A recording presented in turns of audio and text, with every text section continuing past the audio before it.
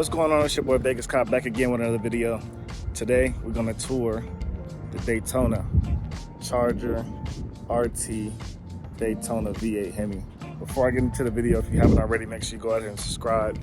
Join the family, get us closer to 5K. For those that know or have seen my videos before, car-wise, I had Alfa Romeo.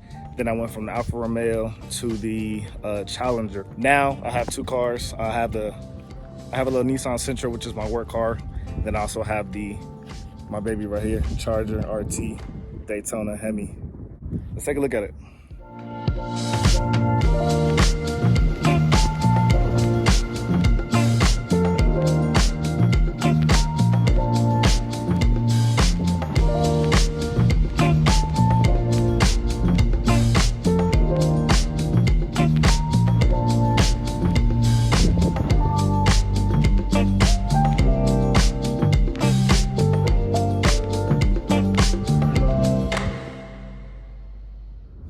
Now, if I'm not mistaken, the Daytona actually is coming from Daytona Beach. One thing that I like about the Daytona is it is extremely affordable. This is probably, I would say, your most affordable Dodge. Out of the sedans, I feel like this is the most affordable with the best horsepower. You get about 375 horsepower out of this one. Obviously, you have your alloy wheels, but you have active exhaust with 375 horsepower. Sounds pretty nice, and you have a keyless start on your remote.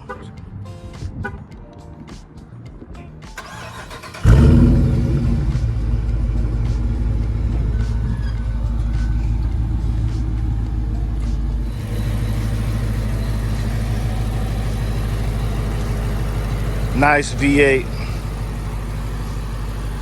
5.7 liter with your cold air intake. Before I get to the interior, let's just take a look in the back. Nice, spacious, way more spacious than the Challenger I had. Probably fit two people in here, honestly. When I say it's spacious, that's one thing I like, is a space. Obviously, you have your compartments under here. Battery back here. Heading to the interior, it's a nice suede leather accent down the middle. In the middle, you have extra compartment for the back passenger. Heated seats in the back. Seats are a really big thing for me. Have the nice Daytona symbol right here. Again, with the leather accent all the way around. So you have your different modes. Obviously, touch screen. I want to say this is, I think 6 inches or 7 inches. You have your different modes. Obviously, you have your radio, satellite. These is where the heated and cooled seats are.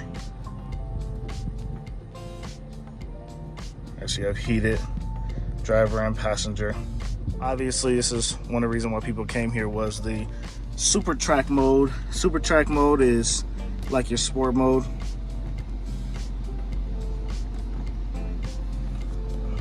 Put in a Super Track, you can control the different setups, right? So you have your engine and transmission that you can put in sport. You can turn the paddle shifters on right here. Traction control to sport, steering, sport, normal, or comfort. And you can have these offsetting at different ones if you like. CarPlay. You have Siri, you have Apple Music, you have your messages.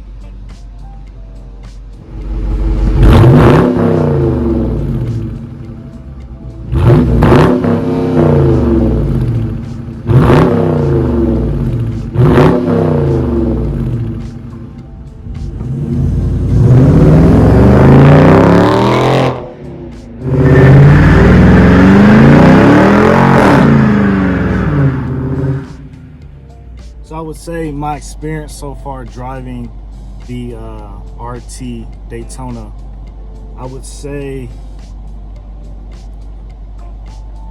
comparing between the RT Daytona and the SXT Challenger that I had definitely obviously get more horsepower out of this one. It's probably over 80 more horsepower.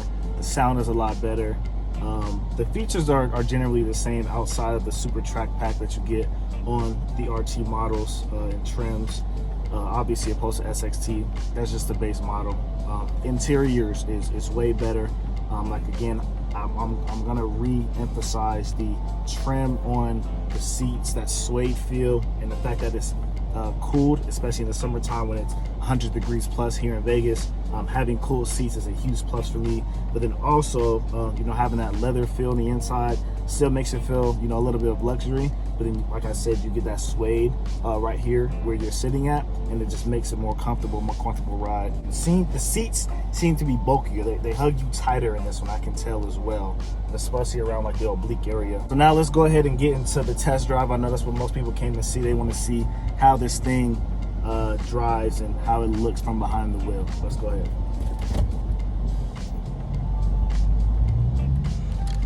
So right now I have it in sport, super track mode.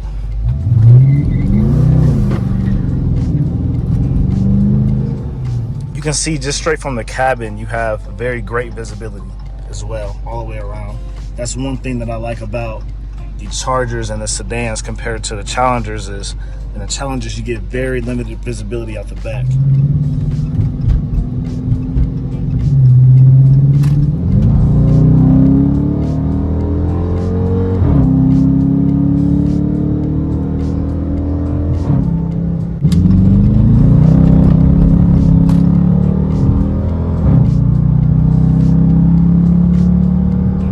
But man, I mean, 375 horsepower, it still does you good. I mean, getting into the 5s, 6s, and 7s is just actually, you know, crazy and ridiculous. But you know, if you want a fast car, if you want comfortability, if you want the look of a SRT Scat, I definitely highly recommend the Daytona. Obviously, if you pull up next to a Scat Pack, you're gonna lose.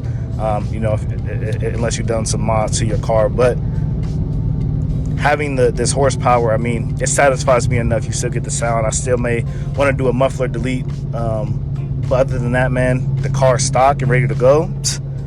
I mean, I like it. I love it.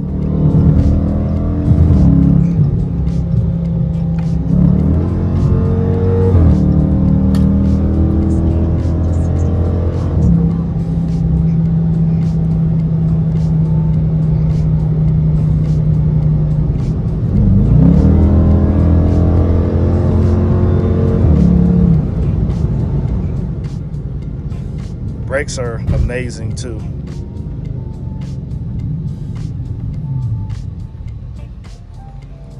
So that, ladies and gentlemen, is the RT Daytona V8 HEMI. Now, one thing I want to clear is the gas. So you can put 87, but it's not recommended.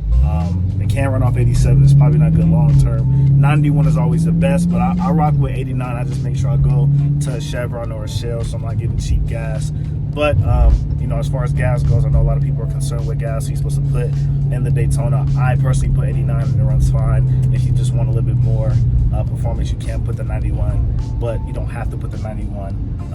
I would leave those for the Hellcats and the Demons, but the Daytona still has a 5.7. As long as you're not driving crazy, you're gonna get pretty good gas mileage out of this thing. You know, just don't go crazy with it. You know, definitely is not a car that I think that you should drive in sport mode 24/7, but at the end of the day, you're still gonna get good gas mileage out of the thing. If you like this video, make sure you go ahead and give us the thumbs up. I could do some more reviews. If you want to see another car, definitely let me know. I have friends that have tons of different cars, from luxury to sport, SUVs, anything you want to see, definitely let me know. Just want to give a different feel today for the content. I know I'm all over the place. I don't have a set thing, but you know, this is for the people who, you know, are definitely curious as to what car upgraded to from the Alfa Romeo to the Challenger and then now to the Charger. Will I keep this? Don't know. Price wise, I want to say I'm about a little over $700 a month. I feel like it's not bad. May refinance it.